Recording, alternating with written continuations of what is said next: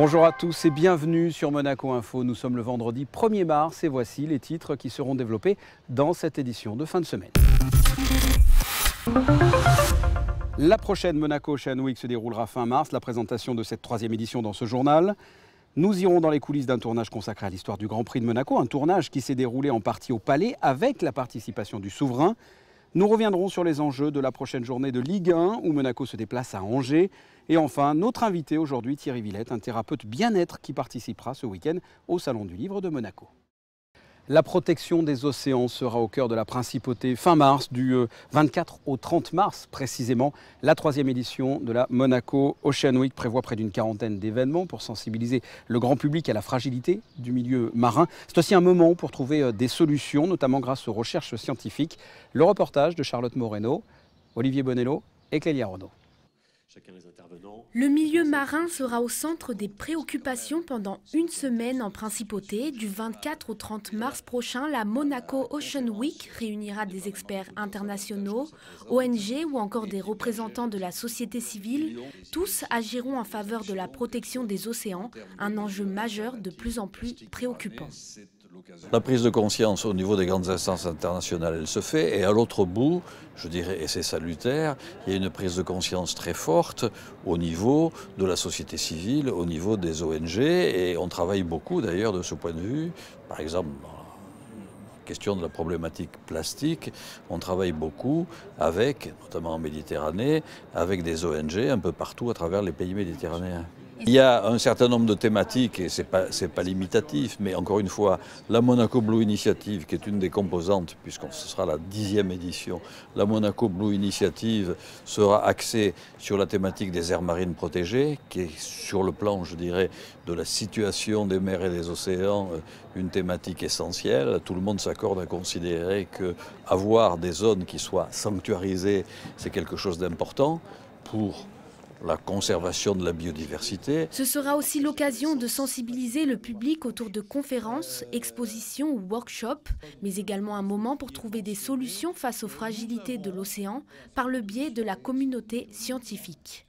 Les coraux, c'est vrai, sont des organismes vraiment très sensibles et les derniers rapports du GIEC ont montré que les coraux risquaient de disparaître d'ici la fin du siècle si on ne faisait rien.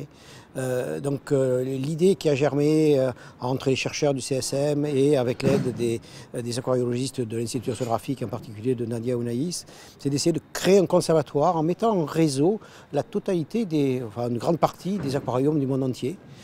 Mettre des coraux dans ces aquariums, les conserver, mais pas simplement les conserver, les multiplier, les rendre plus résistants. On sait maintenant, on fait des expériences, là c'est là que la recherche peut apporter aussi sa pierre à l'édifice. On peut arriver à les rendre plus résistants pour un jour les réintroduire dans le milieu pour qu'ils puissent être résistants au changement climatique. Plus d'une trentaine d'événements sont prévus pour cette 3e édition, à découvrir sur le site www.monacooceanweek.org. Rendez-vous est pris du 24 au 30 mars prochain. Dans moins de 3 mois se déroulera le Grand Prix de Monaco du 23 au 26 mai.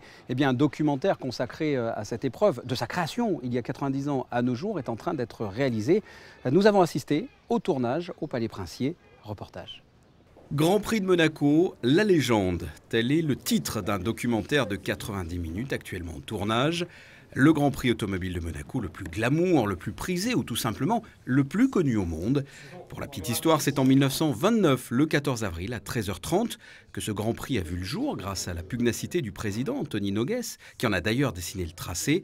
Eh bien, 90 ans après, son petit-fils, Yann Antoni Nogues, journaliste, producteur, est à l'origine de ce documentaire. Ce qu'on est en train de montrer, c'est qu'un tout petit pays, l'un des plus petits pays au monde qui n'avait même pas la place d'avoir un circuit digne de ce nom sur son territoire, a réussi à devenir la capitale mondiale du sport automobile. Dans ce documentaire, on a le témoignage de pilotes, de tous les grands pilotes encore vivants. On a des reconstitutions historiques des différentes étapes du Grand Prix. Et puis on a un narrateur exceptionnel, c'est le prince de Monaco, qui visionne les archives au sein de la salle de cinéma aménagée par la princesse Grace. Ce film va donc revenir sur l'histoire des 90 années du Grand Prix à Monaco. L'équipe de tournage était très récemment au Palais, notamment dans la salle de cinéma du souverain, le prince Albert II qui s'est prêté au jeu. Action. Ça va être comme un fil conducteur, de manière très esthétique, très cinématographique, avec toute une histoire, avec un coffre du Grand Prix qui arrive au Palais, avec une Bugatti de 1929. On a la chance d'avoir une Bugatti de 1929 qui arrive. On termine le film avec une Venturi. Donc on commence en 1929 et on a l'avenir. Et donc le prince sera en fil conducteur comme le narrateur. Ce projet remonte à avril dernier. Le tournage a débuté en octobre. Entre la préparation, le tournage ou la post-production, environ 60 personnes y ont pris part, dont plus des 2/3 sont de la région, sans oublier une trentaine de comédiens et figurants. Ce documentaire devrait être diffusé juste avant le Grand Prix de Monaco 2019. Notre objectif, c'est d'abord, en primo-diffusion, comme on dit dans le métier, être diffusé sur Monaco Info, et ensuite être diffusé en France, sur une grande chaîne, idéalement qui diffuse le Grand Prix cette année, puis diffusé à travers l'Europe, à travers le monde. On a des contacts avec des chaînes américaines, des chaînes en Russie, des chaînes en Inde, des chaînes en Chine. Voilà, faire briller, faire rayonner la principauté dans le monde. 90 minutes consacrées au Grand Prix automobile de Monaco de 1929 à aujourd'hui, avec des entretiens des plus grands acteurs de la Formule 1, de Jackie Stewart à Jackie X, en passant par Nico Rosberg, Jean Alesi ou Alain Prost.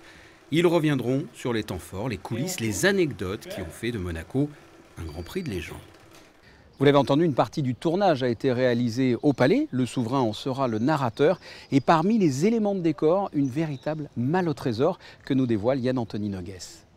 C'est un coffre qui renferme toute l'histoire du Grand Prix de Monaco, qui est découvert ici, au Palais, ce coffre, par les valets, qui l'amènent au souverain. Et dans ce coffre, il y a les compas, les jumelles, les tampons, les crayons, les cartes qui ont servi à dessiner le Grand Prix de Monaco. Après, il y a beaucoup de choses. Est-ce que vous saviez que le drapeau à damier avait été instauré ici à Monaco? Avant Monaco, il n'y avait pas vraiment de symbole pour terminer une course. Est-ce que vous saviez qu'avant Monaco, avant 1933, les grilles de départ étaient déterminées au tirage au sort? Et à Monaco, ces messieurs de l'Automobile Club se sont dit, il y a peut-être un autre moyen de le faire, on va le faire en fonction de tours de qualification et le tour le plus rapide. Donc, c'est à Monaco que le chronomètre a pris toute son importance dans la course automobile. Puis alors, parmi toutes les merveilles qu'on a pu réunir ici grâce à l'aide de l'Automobile Club, la coupe que le vainqueur du Grand Prix 2019 soulèvera. Du sport automobile, on passe au football. Samedi soir à 20 h, Monaco se déplace sur la pelouse d'Angers à l'occasion de la 27e journée de Ligue 1. L'avant-match, c'est avec Frédéric Elion. C'est un poncif que l'on entend des centaines de fois par saison. Dans le football, tout va très vite. 19e fin janvier avec un point d'avance sur le dernier, Guingamp. Monaco vient de prendre 10 points sur 12 possibles. Sur cette série de 4 matchs, l'ASM a repris 6 points à Guingamp, 8 à Caen et Toulouse et 10 à Dijon et s'est éloigné significativement de la zone de relégation. L'opération maintien semble bien embarquée, même s'il faut rester concentré et ne pas s'enflammer après cette belle série. Le message que je passe pour le jour, toujours le même, le besoin d'avoir de confiance, bien sûr c'est important. Mais aussi, besoin de rester avec la tête entre les épaules, bien, parce que rien s'est fait. Nous faisons seulement 4 matchs. Nous avons besoin de continuer à bosser tous les matchs, à jouer avec l'intensité, avec la tête. Et ce match d'Angers, c'est un bon exemple de ça. Nous avons besoin de beaucoup d'énergie pour arriver à un bon résultat à Angers. Et seulement un Monaco costaud, avec beaucoup d'énergie et qui est capable de réussir l'objectif. Angers est une équipe difficile à manœuvrer sur son terrain. Le SCO a déjà battu Lille et Montpellier au stade Raymond Kopa. Côté monégasque, chacun commence à trouver sa place dans l'équipe, à l'image du latéral Fodé Ballo-Touré, qui reste sur 2 passes décisives sur les 3 derniers matchs et que certains comparent un peu déjà à Benjamin Mendy. C'est vrai que ça fait plaisir, c'est un grand joueur. Il a fait beaucoup de choses ici. Maintenant, c'est à moi de bosser et faire un peu comme lui. Mais pour l'instant, pour moi, le Mon objectif, c'est le maintien et être concentré sur mes matchs et faire des bons matchs et être régulier. William Vainqueur a repris avec le groupe. Pellegrini, Jovetic et Nkoudou sont toujours en soins et ne feront pas le déplacement à Angers.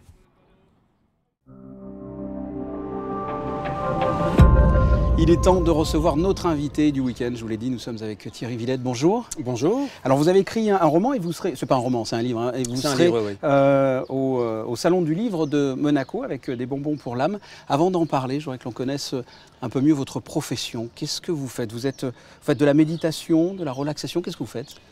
Alors je fais ça plus plein d'autres choses. Je suis surtout avant toute chose thérapeute bien-être.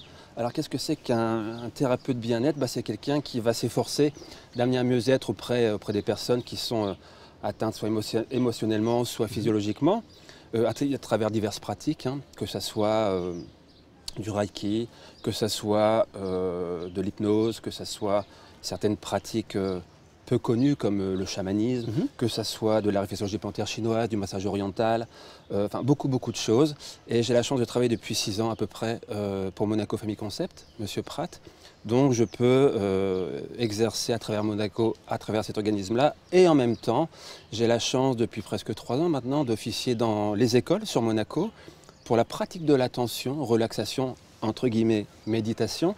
Et depuis peu encore, j'ai 2 autres nouvelles écoles grâce à l'Éducation nationale. Donc je me retrouve avec 4 écoles et je suis fort content. Et alors justement, par rapport à l'Éducation nationale, par rapport à ces enfants, qu'est-ce que vous leur faites faire? Comment est-ce que... Quel est l'intérêt pour un enfant déjà d'utiliser ces pratiques-là et comment vous faites?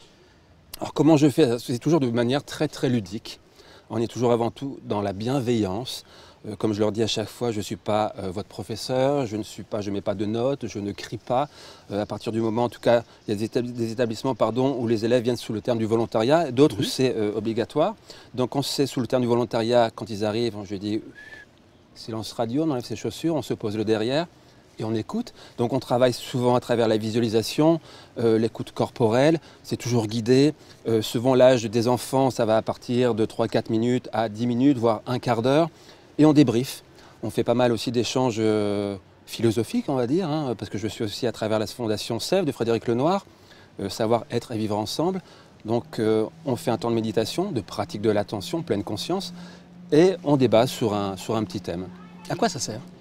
Ça sert parce que j'échange beaucoup avec les enfants aussi, à leur faire prendre conscience que s'ils sont bienveillants très tôt, d'une part envers eux-mêmes, et après envers les autres, ils en sortiront que plus grands très vite.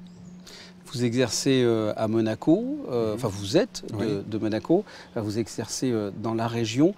Vous avez quel type, entre guillemets, de personnes qui viennent vous voir? Ce sont personnes qui ont des maux à l'âme, des maux physiques? Alors voilà, c'est ça.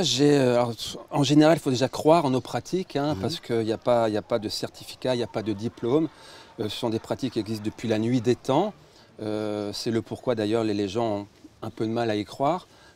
J'ai des gens si bien qui ont des problèmes, de gros problèmes pathologiques, physiques, donc des maladies, ou des problèmes émotionnels. Et vous ne soignez pas, On ne soigne rien, on amène vraiment un mieux-être. On s'efforce surtout de travailler main dans la main avec la médecine, parce que heureusement que la médecine allopathique est là, heureusement. Quand on peut joindre les deux, ça fait de belles choses. Ça fait de belles choses. Comment on fait concrètement? Vous discutez, c'est par la parole, c'est par une voix douce, c'est par des mouvements comme le yoga? Comment est-ce qu'on arrive à travailler? Alors quand je suis dans mes soins, je parle énormément avec le patient. J'ai vraiment besoin de mettre un point de départ à la cause, parce que souvent on va éteindre des symptômes, on va éteindre des feux, c'est déjà pas mal, mais la cause est rarement désamorcée. Et dans ma pratique, en tous les cas, avec ce que j'ai la chance peut-être d'avoir entre les mains, on arrive souvent à désamorcer de gros problèmes. Donc quand on désamorce, je veux dire par là, on ne travaille qu'avec l'âme de la personne. Ça peut faire peur, mais en attendant, c'est ça. Les corps subtils, on vient faire accepter la chose à la personne. Donc c'est avec la parole, c'est parce que vous discutez avec la personne. Et je pose les mains sur la personne. Donc quand je pose les mains, quand je dis je pose les mains, la personne est bien évidemment habillée, elle reste habillée, assise ou allongée. C'est pas un massage? Non, c'est pas un massage, non. J'ai posé les mains sur le crâne et sur les épaules, uniquement. Vous discutez? Et je discute beaucoup avant. Le soin peut durer 20 minutes, peut durer 3/4 d'heure, peut durer 1 heure, c'est propre à chacun, je ne le sais jamais avant.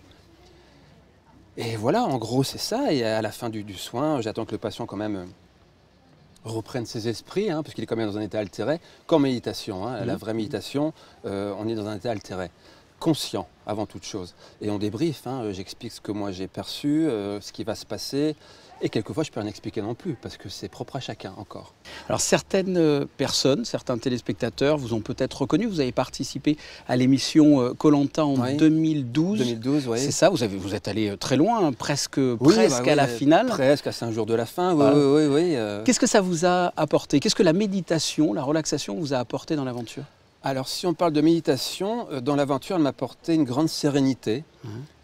J'étais à fond dans le jeu. Mais surtout, je méditais. Alors, le but de la méditation n'est pas de se protéger. Mais moi, de ce jour-là, ces 2 mois-là, parce que ça dure quand même 2 mois sur place, de me préserver des blessures et de me couper de la faim. Et j'ai perdu 21 kilos et j'ai jamais eu faim. Donc, ce n'est pas le but de la méditation, encore une fois. Mais ça je vais vous voir à la fin de l'émission, parce que j'ai des petits problèmes là-dessus. Et puis, ça m'a permis vraiment, c'était une expérience extraordinaire. Et puis, j'espère vraiment la refaire un jour. Ça, c'est... Je ne vous le cache pas. Alors je l'ai dit là en début de l'entretien, vous avez écrit ce livre, Des bonbons pour l'âme aux éditions Lanor. Vous serez au Salon du Livre ce week-end. Qu'est-ce que vous avez voulu raconter à travers ce livre? Quel est le message que vous vouliez faire passer? Le message dans ce livre, je remercie d'ailleurs les éditions Lanor, c'est l'éveil des personnes. C'est que je me suis rendu compte qu'au fil des années, dans les soins en tous les cas, les gens passent quand même pas mal leur temps à se plaindre de ce qu'ils ont, hein, que ce soit de la souffrance physique ou émotionnelle, mais qu'ils vont surtout ne rien faire pour que ça change. Alors, le jugement n'est pas beau de ma part, mais reste que quand vous avez des personnes qui, ça fait 10 ans, qui se plaignent de telle ou telle chose, mais qui ne se passe toujours rien dans leur vie, il y a un problème. C'est un peu ce que raconte ce bouquin. Donc c'est pas un livre comme un roman, ce serait plutôt le bouquin en disant tiens Thierry, prends le bouquin à la page 60 sur la glande pinéale, le sommeil, pourquoi je ne dors pas? Ah d'accord, il y a ça, il y a ça, il y a ça, il y a ça, il y a ça. Donc c'est pas un bouquin sur des guérisons miraculeuses, ça il y en a tant qu'on veut. C'est surtout un bouquin sur, réveillez-vous, prenez-vous en main, quoi, mais de manière bienveillante. Et le titre? Des bonbons pour l'âme. Des bonbons pour l'âme, parce que des bonbons pour moi ça représente réellement les piliers principaux de notre vie. Hein. On parle de la naissance, de l'alimentation, du sommeil, de la mort, de la relation sexuelle. Et que je me suis rendu compte quand il y a un de ces piliers qui n'est pas en corrélation avec notre désir le plus profond, à un moment donné, ça bug, quoi. Très bien, Thierry Villette. Merci d'avoir répondu à mes questions. Je vous en prie, merci beaucoup. Je le rappelle, hein, Des bonbons pour l'âme aux éditions Lanor. Vous serez au Salon du Livre ce week-end, qui se déroule cette année dans la salle d'exposition du Quai Antoine Ier. Merci d'avoir répondu à mes questions. Je vous en prie, merci beaucoup. Passez un bon week-end. Merci à vous aussi. Nous, on passe, avant cela, à la météo. Au programme de cette fin de semaine, un ciel encore clair et ensoleillé avec des températures agréables. Il fera 16 degrés au plus chaud de la journée. Dégradation du temps à partir de lundi, le ciel sera en grande partie couvert avec l'arrivée de la pluie mercredi. Les températures resteront stationnaires. Ce journal est terminé. Merci de votre fidélité. Je vous souhaite de passer un excellent week-end. À très bientôt. Au revoir.